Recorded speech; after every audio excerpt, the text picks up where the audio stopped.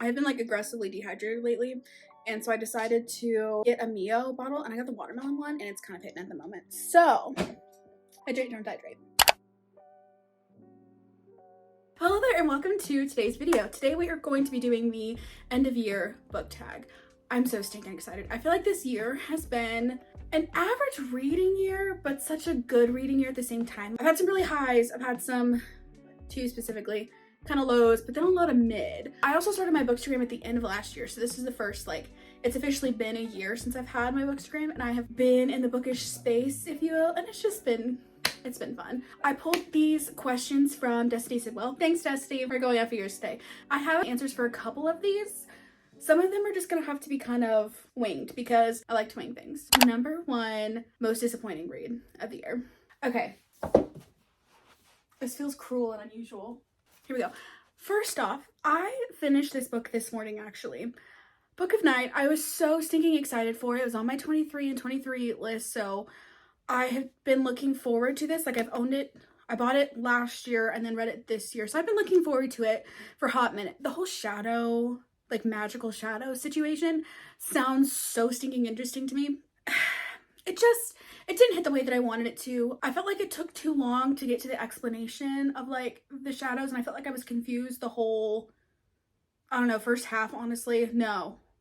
Like, I think I did a reading update at like 34% of the way, where I felt like I was kind of finally getting where the plot went, and then the end happened, and it was, she's a con woman, so I was expecting this like big dramatic ending, and I predicted like the very last part that happened, and a lot of it was like slice of life, which I do enjoy usually, but I didn't like it in this context when I was expecting like a really cool magic system and there to be more action and smart things happening because she was a con woman, but really it was just about like her and her life. And as a series, it just didn't quite do it for me.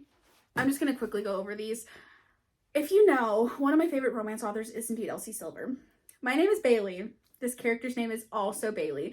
I had a hard time, I just had a hard time with reading that name, and I felt like because I was specifically looking at it, I felt like she mentioned the name a lot, so I was just stuck on that the whole time.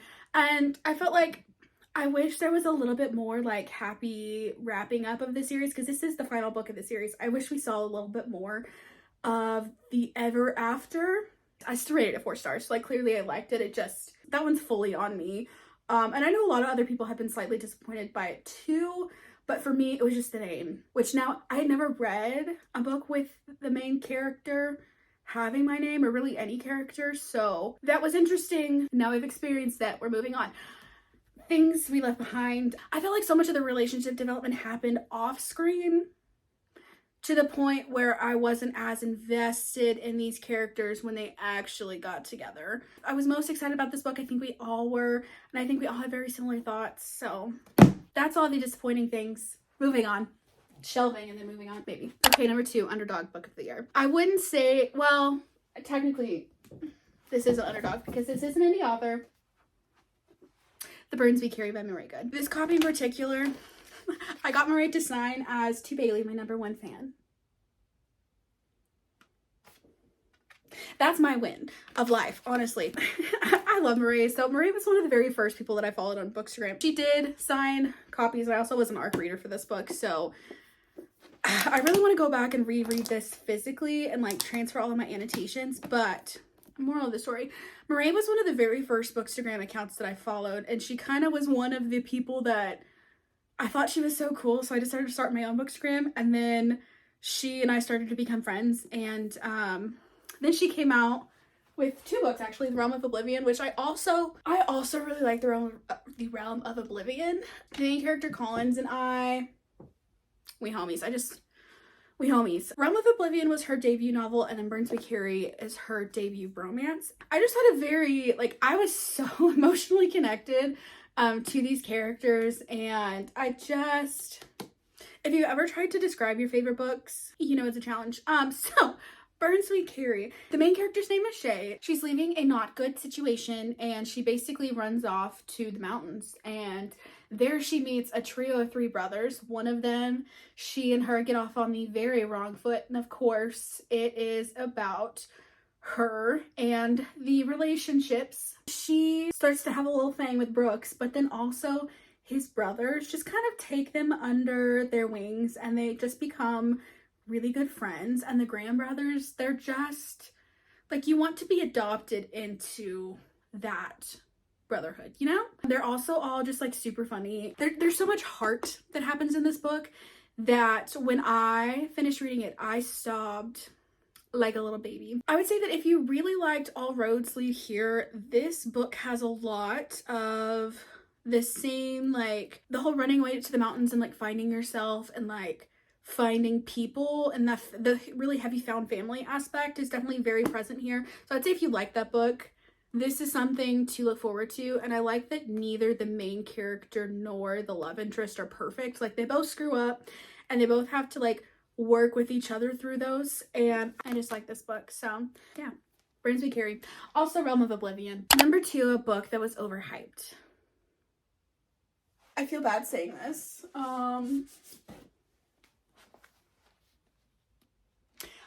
This series just wasn't quite for me. I'm talking about the series as a whole here, not specifically book to book. I feel like if A Curse for True Love had ended a bit differently, I might have liked the series a bit more, but now that I've read it, I'm not really gonna think about it. It feels very mid to me. I feel like it's a really good series if like you're in the middle of a reading slump and you just want something like pretty and poetic to read where like not necessarily a lot happens, but I mean big things happen.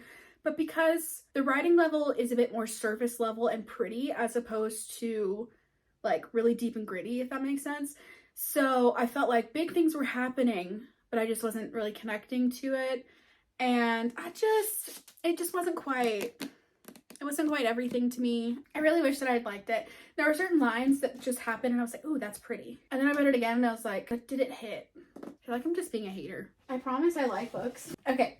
I'm like out of room on the shelf. Also, it's time to just reorganize everything as a whole, so enjoy this while it lasts, I guess. Number 4, fave book couple of the year.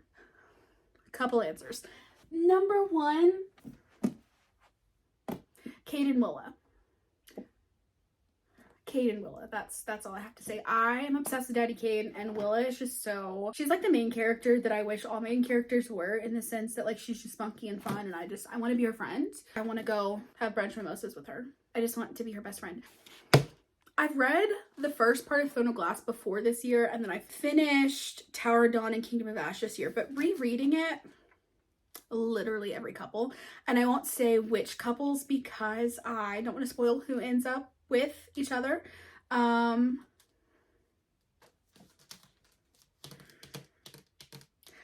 Every single one of these hit for some reason. And the first time I read Throne of Glass, I'd read through Empire Storms when it very first released, and I don't know, I felt like the couples were good. They just didn't like hit quite the same. But seeing them all, for the most part, like get some sort of happily ever after in Kingdom of Ash, what else do we have? Literally any couple in... wait a minute. If you've read Morningstar, you know. Xaden and Iron Flame really just he just did it for me this time around. He really did. Orion Rain, Serpent in the Wings of Night, they really did sneak into the favorites list. I know I'm going to be forgetting like every book I've ever read and every couple I've ever liked, but that's who I'm going to pick for now. I want every book to just be like this, you know? Like the super grumpy, and I figured out this book taught me that apparently I really do like the single dad trope. I like somebody who's so grumpy but also like caretaking. Put it down. Put it down, Bailey. I love Elsie Silver's books. I also really like, what was it? Book 2 or 3 in the Gold Rush Ranch. That's Violet and A Photo Finish by Elsie Silver. I always try to get Cole and Cade not mixed up, but like I forget Cole's name because Cade is that I read first, and I feel like there's not another like similar sounding name in that list, but Violet and Cole. Chandler Ainsley, her review is "This made my girly bits Winnie." Photo Finish, and it just makes me laugh every time that I look at the book. That for some reason is one of the reviews that pops up, and it gets me every time. Also Nadia and Griffin. I just like a grumpy and grumpy grump. Okay, number 5, fave main characters of the year. That same list, honestly. Darrow, Darrow. That's all. I obviously have to say Aelin. Anna Lead really got me this time. Irene also got me. I was gonna just start naming off all of the other characters. I won't do that to you. Literally any character out of Throne of Glass. Also, Severo. Severo's one of those really fun main side characters, if you will, that he's so funny. Inappropriately funny, and it just gets me every time. He's one of the best like comedic relief characters because you'll be going through this super dark, super just like traumatic experience, and then Severo just hops up and just says something completely out of pocket, and yeah. Also, Mustang was kind of amazing. Cassius was kind of cool too, though. You can tell Red Rising is totally a character-driven series for me, and I love all of the characters. Okay, number 6, a book that surprised me. I do have 2 answers written down for this. First of all, June Farrow. So I'd read Fable and Namesake by Adrienne Young a while ago, but Sky in the Deep is one of my favorite YA books of all time. It, for some reason, just like, I love a Wumpy. I love somebody that is really going through it, and that is Sky in the Deep in a nutshell. All of the found family in that book just really gets me. And then her first adult novel, Spells for Forgetting, last year, I really liked. And it was the first book club book that I did on Instagram, and that just kind of like started a whole lot of things like for me personally. So I just have a lot of fond feelings towards that book. And so when I heard that The Unmaking of June Farrow was coming out, I got very excited. I actually got to read this as an ARC, and I immediately ran and got the like pre-order personalized signed copy because this book, I was not expecting, like I was expecting to like it, but I wasn't expecting how mixed this plot would be, in the sense of like there is some romance, there's also this like weird, not thriller, but well, kind of a thriller. There's a big mystery plot to this, as well as some magic that's happening, and it just goes across so many genres. And I just was so surprised, A, by how fast I read it, because how much I needed to know what the heck was happening, but also how much I just liked it. The other thing, Chestnut Springs. When I think of cowboy romances, I really think of like super steamy, like penny novels, you know what I'm talking about? I feel like this right here is a perfect example of me in my romance era. So funny story with this series, I had actually sent my mom, I think like a reel, because I've been trying to get my mom back into reading. I just like kind of sent this to her as a joke, and instead of laughing at that like I thought she would, she ordered it and she proceeded to start the first book and really liked it. So then I started the first book because I wanted to talk to her about it, and then I finished the series. And so because it's on Kindle Unlimited, she does have KU, she gave me her copies. So thanks, Mom, for reading a cowboy romance with me. Sentence I'd never ever thought I'd ever say in my entire life. But Chestnut Springs, if you haven't read it, get on it. Which leads me into question number 7. New fave author you discovered in 2023? Elsie Silver. The other author is none other than Mariana Zapata. I have read all but Lingus and Rhythm Chord Malikan this year, and when I think of the kind of romance that I like, it's Mariana Zapata. And I think this is why I've had such a romance heavy year, because I love the slow burn.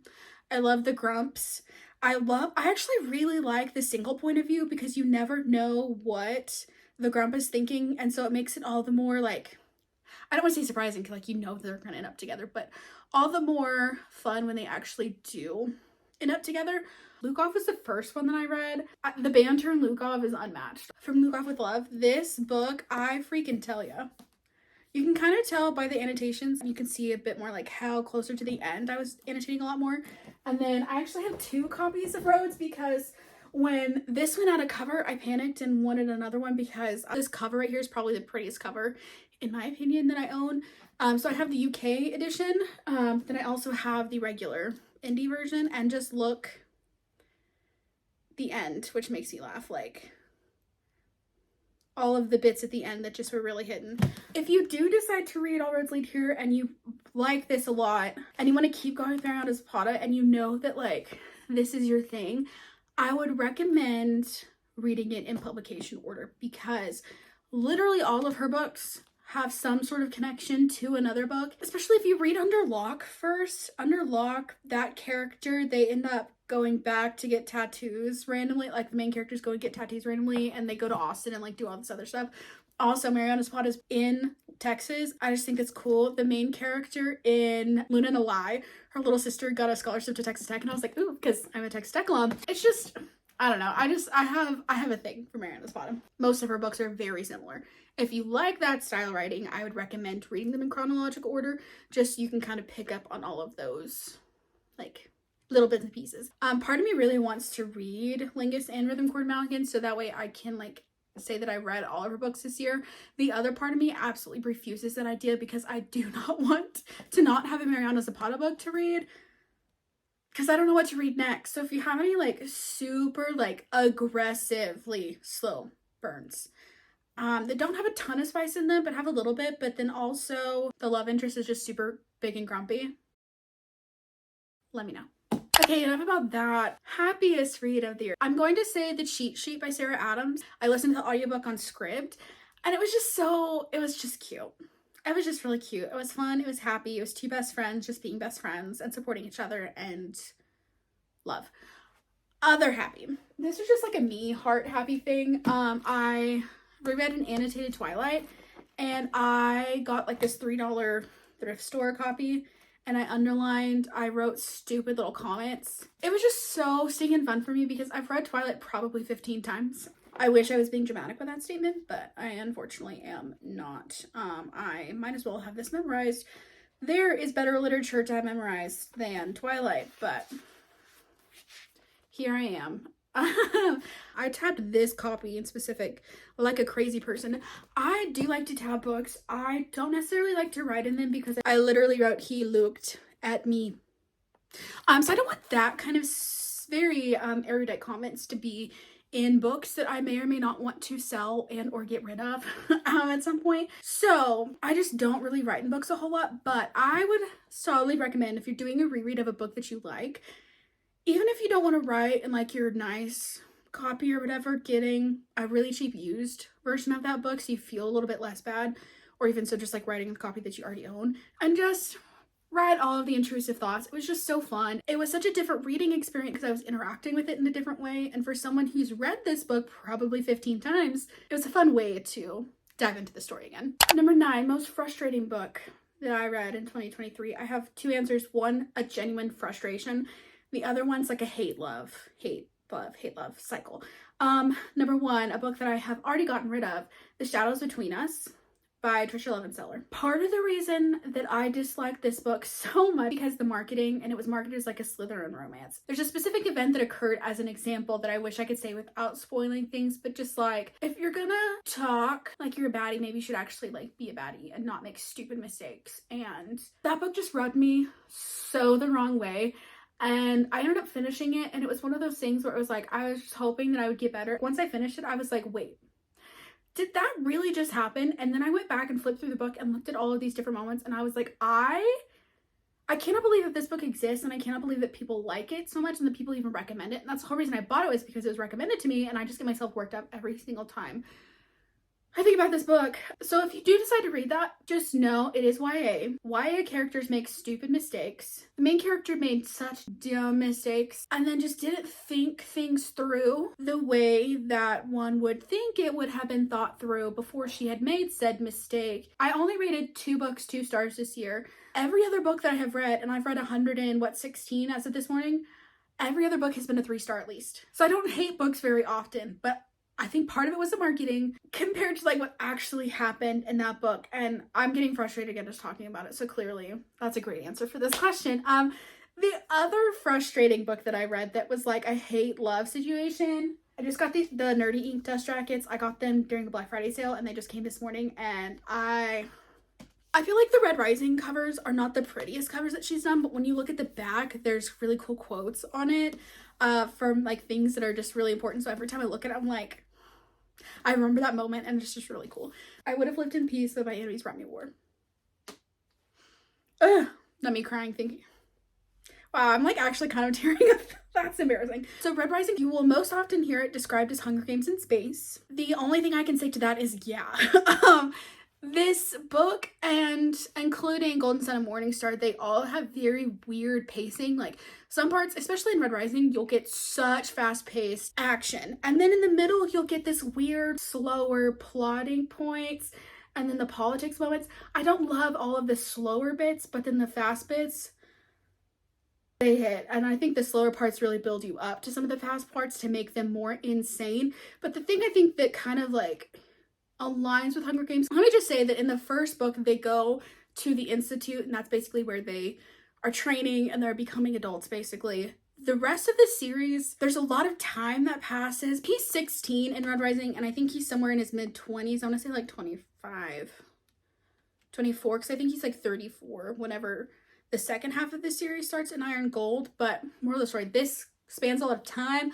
A lot of things happen. But the reason that I think like Hunger Games is actually a really good comparison to this series is because Susan Collins has a lot of very strong thematic statements that she makes in the Hunger Games, and there's a lot of very strong thematic statements that occur here. The reasoning I'm putting this in the frustrating category is because Pierce Brown, he's one of those authors where you have no idea if anyone is safe, and usually that's because they are in fact not safe. And everyone who does make it out in the end, at least at some point you are terrified at least once that they will in fact not make it out. And so this for me is such a character driven story. Like, I know a lot of people really like to get into politics. This is sci-fi, and I think some of the sci-fi went way over my head. And I think that's okay because it wasn't like the main part of the story. There's so many quotes and just so many moments that like are probably gonna stick with me forever. The back quote on the Nerdy Ink dust jackets is, "Man cannot be freed by the same injustice that enslaved it." There's a lot of comments about slavery and just a lot. I need to stop talking now before I won't stop talking about Red Rising. Anyways, if you haven't read it, read it. This is a series like I wish I could read for the first time again because it is wild. Okay, number 10, best adaptation of the year. Daisy Jones. I mean, Daisy Jones. I have not finished watching the TV show, but literally the album alone, it's incredible that they were able to get such talented actors to be able to record that. I also did watch Ballad of Songbirds and Snakes before I actually read it. I still want to read it, and I've started listening to the audiobook, but I'm going to circle back to that book later. Longest book I read this year, I looked it up on Goodreads. Apparently the longest book was indeed Kingdom of Ash. This both surprised me and also didn't surprise me because this was a 980 page book. I figured I had read other things that were also long, and I had, but most of those books were at like upper 800, not 980. The shortest book that I read this year, depending on how you want to count the Mindfuck series, it comes in the bind up, but then each book is like 180 pages long. Technically book 2 is the shortest. That series. Okay, they've covered the original indie print edition of All Roads Lead Here. The fact that the traditionally published versions of Miranda Zapata's books now have cartoon characters that in my mind don't even look like the main characters, it makes me a little sad. However, the original All Roads Lead Here, if you want this cover, you can still order the UK edition. The difference between these two is that the UK is just a little bit shorter, and also Headline Eternal is the publisher. I ordered this one actually from an eBay seller out of Canada. Before I realized that Blackwell's was a thing, I would definitely recommend Blackwell's. I've ordered a couple things from them and they're great. 14, a book you haven't stopped thinking about, Kingdom of Ash, Red Rising. I actually read the ending of Morning Star a couple days ago, and the ending of that will live rent free in my head forever. Also, Outlander. That was another longest book. Why didn't I think about Jamie earlier? He's one of those male characters that just like anytime he says something, it's just so carefully curated to be exactly the perfect amount of swoon and not cringy for the most part. I think I'm blushing just talking about Jamie. 15, cringiest book you read this year, Shadows Between Us. What was the line? The conniving manipulator I am. I don't remember that exact line apparently, but you can't call yourself manipulating and conniving if you just kind of like, hope this works. I'm not over that book. Unpopular book I loved. Oh, I didn't pick one out for that one. Hold on. Unpopular. I feel like I've just read a lot of popular books this year, which has been awesome because obviously if you can get people to vet the book before you read it, chances are it's going to be good. Why waste research that other people have already done for you? But that is definitely a goal for next year, that I want to read more books that are not as popular. Literally all of these are popular. 2 of the lesser popular books is probably Prison Healer. Again, I'm not a big YA fantasy person. I really like the Prison Healer. I had expected the big plot twist, but then there was another plot twist after that that completely just like took me out. Was not prepared for that. But also Servant in the Wings of Night It got really popular for a couple months and then all of a sudden kind of went away. But I really like Serpent of the Wings Tonight. If you're someone who really likes stupid fast-paced books, that's it. But then Six Scorched Roses came right in the middle of the duology, and it was just one of the most surprisingly sweet for a vampire book. I liked it a lot, and also it's short and sweet, so like it's just sweet. Ooh, I like this question. Okay, 17. What was the highest and lowest rated books you read this year on Goodreads? And do you agree? Highest, Kingdom of Ash. I agree. Lowest? My Roommate is a Vampire. This has a 3.52 when I checked the other day rating on Goodreads. And I don't really understand how it's that low. I liked this book a lot. Like, it was just one of those cutesy, like, I was very giddy reading this. But I also was not expecting to be giddy while reading this book. If you go into this expecting anything other than a, like, goofy, silly fun time in the form of a rom-com, that's probably why you're going to be disappointed by this. The main characters here, first of all, the female enters into this roommate situation. A normal person would not enter into this situation. So you kind of just have to know that, like, this is not realistic and it's gonna be a fun time anyways. Knowing the background that you do find out in this book as to why the male main character is he's a little off, it just makes sense. But then the other thing, the ending is so just like out of pocket and random and trying to be like very current. I read it in October. It was a fun Halloween-y book without being like super spooky. It was fun to like whip into like the darker fantasy that I was reading at the time too. So Roommate's a Vampire, if you're looking for a goofy, silly, fun time. 3.52 isn't a bad rating. I think it was the lowest rated book on Goodreads out of what I had read this year, which I mean, it makes sense as it to being just above average rating because it's kind of just like a goofy, silly, fun time, but like also it's a goofy, silly, fun time, and I thought it was a really good goofy, silly, fun time. I'm gonna stop saying that now. Number 18, fave quotes of the year. Literally any of the important lines from Red Rising all have such an amazing context. Because I read this a couple days ago, I'm still thinking about it. I don't know why I have such an emotional reaction to the ending of this book. It just like, it gets me. I am someone who likes to read the acknowledgments of books. I really like the author wrapping up in their own experience with the book. The acknowledgments of Morningstar specifically. Pierce Brown like goes into the writing process and like all of the self-doubt that he had and yada yada yada. But I'm gonna read, for some reason this little thing just hit me. Okay. He said, "Once I thought that writing this book would be impossible. It was a skyscraper, massive and complete and unbearably far off. It taunted me from the horizon. But do we ever look at such buildings and assume they sprung up overnight? No.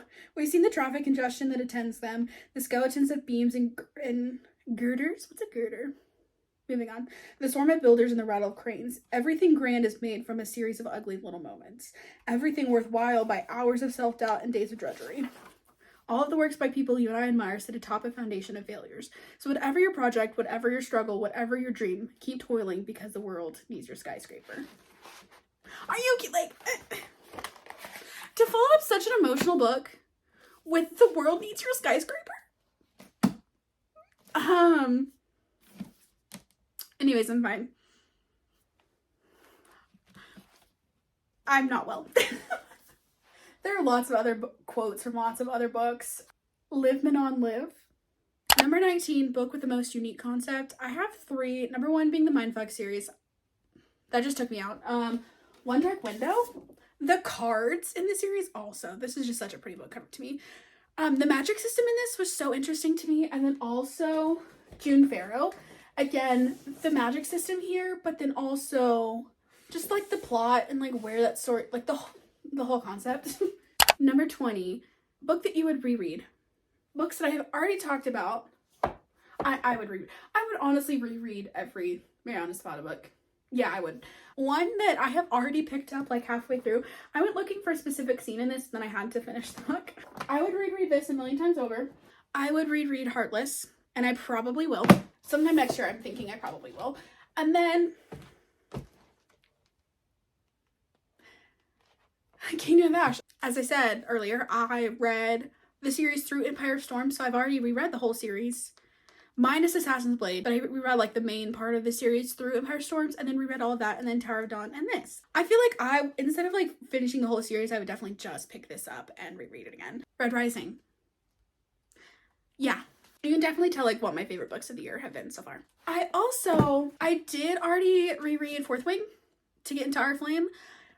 I I don't know that I would fully reread this. No, I don't think I would fully reread this before. I don't know that I would reread it again because I already have read it twice now, but I read it the first time so freaking fast because I needed to know what the heck was happening that I didn't remember a single thing about the politics.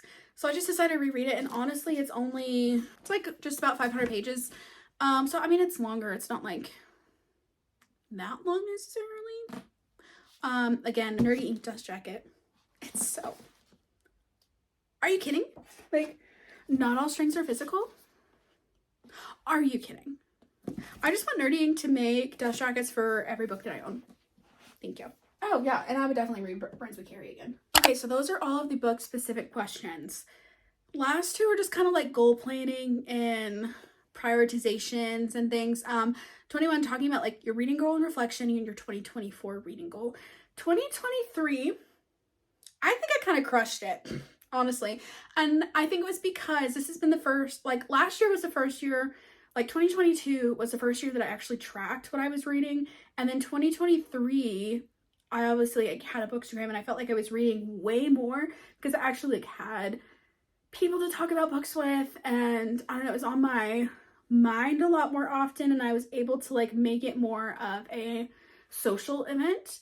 I feel like reading, you obviously like, it's a very internal hobby. Like you do it with yourself, like you do it in your brain.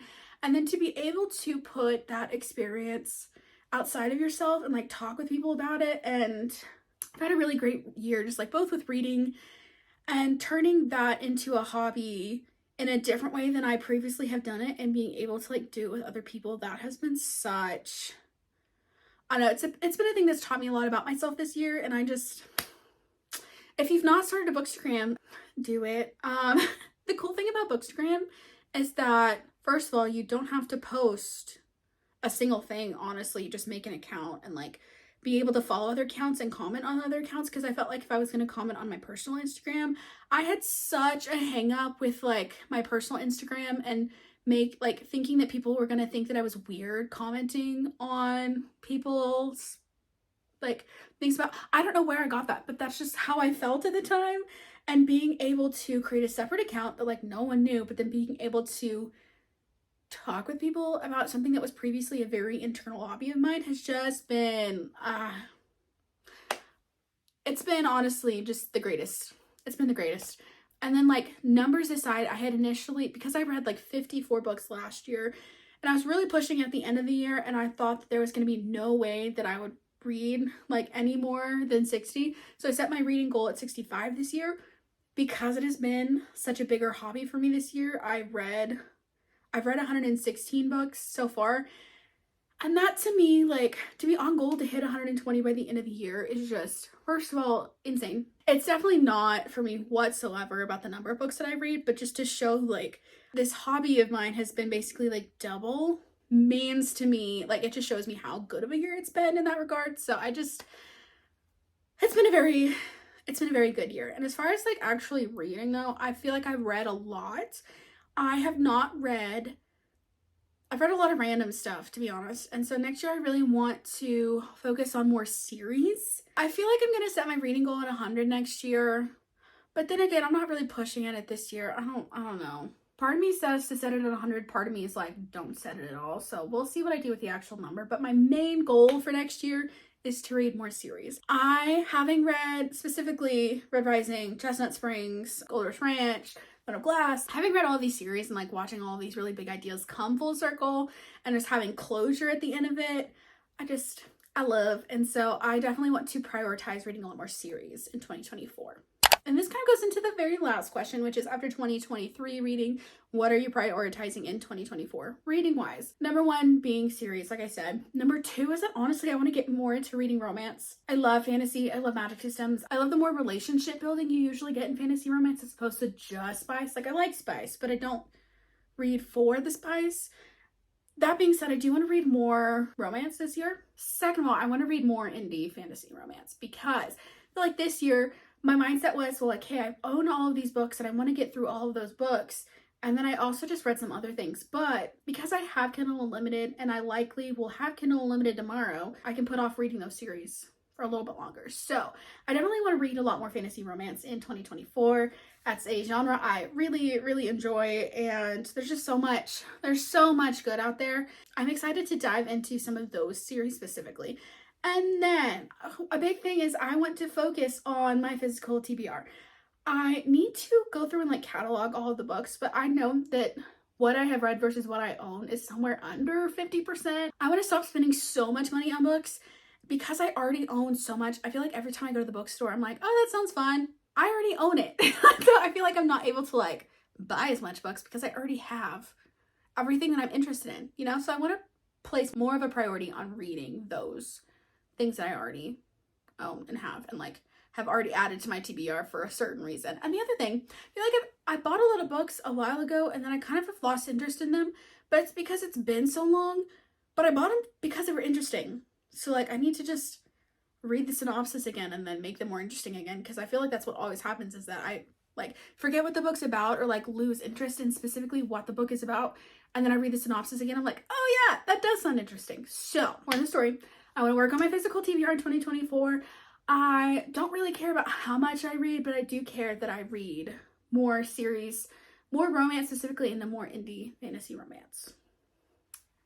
So that is all for today's video. Thanks for letting me chit chat my heart away about everything that I've read in 2023. It's been such a good reading year. I've read so many good things. I've also just have had such a good time just like making friends in the bookish community, if you will.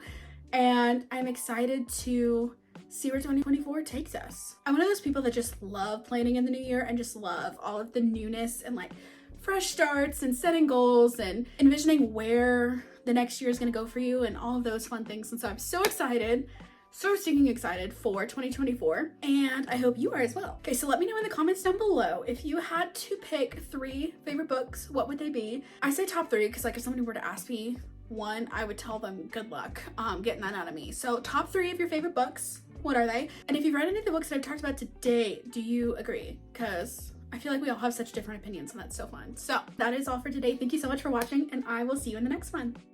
I put on this tinted lip balm earlier and it's like everywhere. So that's been in the corner of my mouth this whole video. Oh well.